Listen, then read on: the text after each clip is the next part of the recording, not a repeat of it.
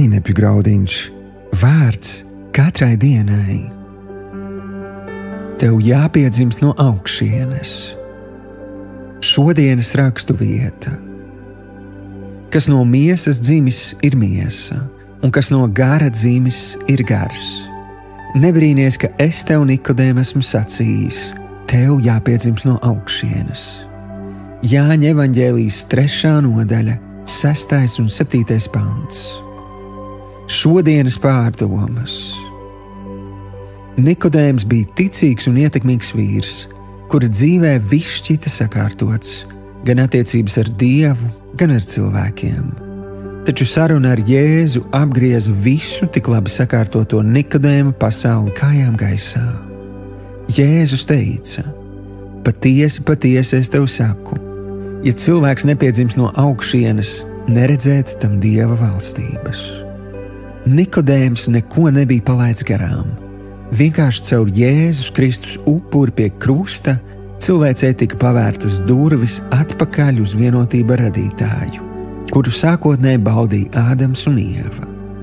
Skarbā realitāte ir tā, ka visa cilvēce ir Dieva bērni, taču tos pēc status var iedalīt pazudušajos dēlos un atgūtajos dēlos. Brīdī, kad atzīst Dievu par savu kungu, lūdz, lai viņš tev piedod neticības laikos pastrādāto un ieaicina Jēzu savā sirdī. Tevs gars radikāli pārmainās, tas jaunpiedzimst. Svarīgi apzināties, ka tu esi gars, tev ir dvēsele un tu dzīvo miesā. Jaunpiedzimstot, tavs gars burtiski vienā mirklī kļūst pilnīgi jauns, cits un atšķirīgs no iepriekšējā.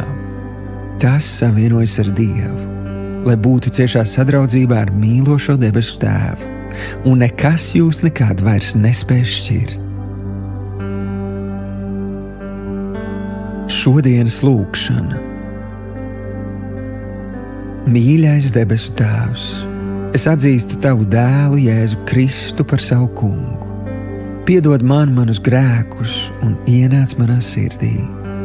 Es tev pateicos, ka tu dāvini man mūžīgu sadraudzību ar tevi jau šodien. Patiesi, es savu dzīves ceļu vairs neeju viens. Es savas cīņas vairs necīnos viens, jo tu esi ar mani un pār mani. Jēzus vārdā. Āmen.